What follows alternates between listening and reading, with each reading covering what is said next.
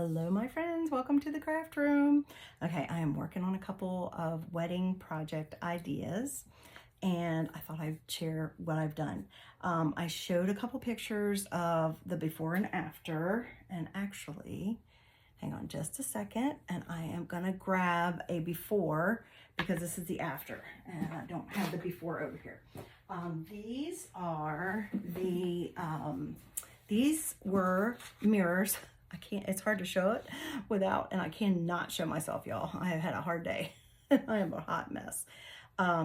These are mirrors that I got at the Dollar Tree, and it's hard because it's a mirror, so it's picking up everything in my room.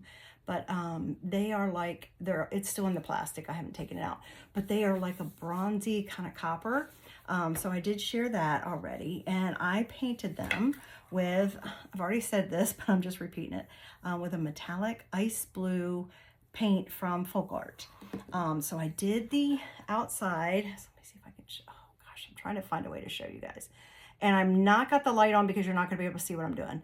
And now what I'm gonna do is I have printed out three, I believe I've done three. And I'm trying to move this in a spot where you can actually see it.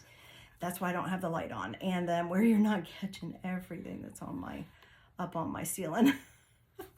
It's not easy with a mirror. But anyway, I painted it on the edges and it's kind of a little distressed. Some of it shows through, but I like it that way because it's gonna look really cool.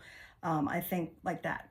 So what I wanted to do is I had three different phrases. They're actually quotes. Two of them are quotes from the book Alice Through the Looking Glass.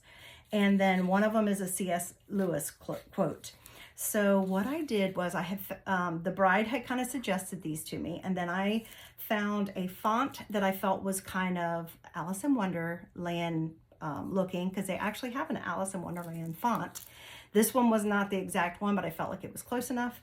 So I typed it up and printed it out. I did it in Canva, and then I just cut it out. So I picked the size I wanted and the spacing, the size of the letters, the space between the lines, all of that, so that it would fit, you know, spatially on my on the mirror. So I printed it out, and then what I did was I used a piece of carbon paper and I placed this on top of my mirror. And then I just used I actually used a pen without the, it's one of those kind that you can turn it and the pen comes out. I used it without that part out, and I traced over that, and then what it did was, oh gosh, see, is it gave me the letters on the mirror. Okay, so I have the letters actually on the mirror, and now all I have to do is trace them. So I thought I would share that last little section.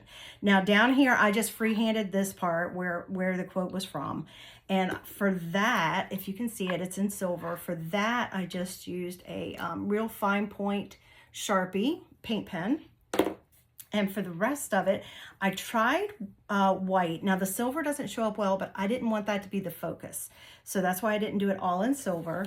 I tried white, but that did not pop off of the mirror. So I decided to use one of my black fine tip Posca pens. And as you know, I'm working on my hand lettering business and trying to get better and better at that. So I have quite a few different Posca pens. Those are really the best, but this is a similar technique that you can even use with hand lettering. So, but I just printed this out. I actually used Canva to make the printout.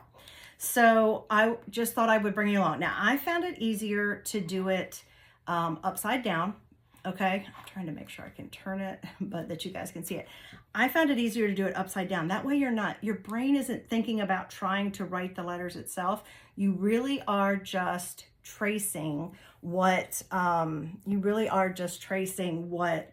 you have already, you know, put on there with the carbon paper. So it's super easy, and I'm keeping my hands kind of to the side. I'm not writing. This isn't just like writing like you would normally. Now, you could do that and it would be fine. I actually have, you know, several different handwriting versions that I do that would look fine on here, but I really wanted to kind of give that nod to the Alice in Wonderland. So, and I thought since it's through the looking glass, why not use a mirror, right? So I think that's going to be really fun. So that's all I'm doing is I'm just tracing it. And with some of the letters, I am embellishing them a little bit more, even though they didn't have some of these extra little swirls or, you know, like little ways that they kind of, you know, gave it a little bit more interest. Like on my R's, I need to do that there. I'm going to do that there, just to kind of give them a little bit of serif, is I believe how you would say that.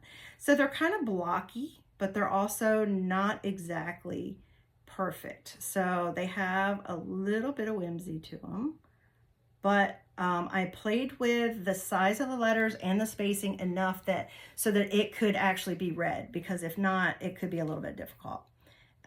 So this is how easy it is to do.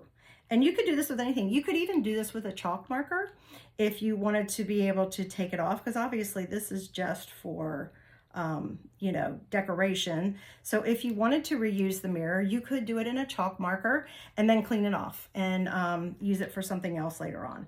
I decided to go ahead and do it in actual paint pen because, guys, these were $1.25. Now, it did take me some effort, obviously, to paint it and to prepare it, but you know, she may want to keep these as keepsakes, so I just figured I would go ahead and do it in a paint bed since I could. So this is all you do. And then, like I said, if you want to add a couple little, you know, little serifs here and there to add to it. Now the O's are blocky and the B is blocky. I'm trying to find, yeah, I have another H. You know, the H, you could add a little thing like that to it. Just a little something to give it some interest. So I just thought I would share that with you. I've got 2 other ones to do, but I think they turned out really great. And if I can, I'm going to try to take a picture of it at the end. If I can find a way to take a picture without it picking up everything, you know, in the reflection. But anyway, I hope you like that idea, and maybe you'll give something like this a try. If you do, be sure to let me know, okay? Thanks, guys. As always, I hope this inspired you, and I'll see you next time.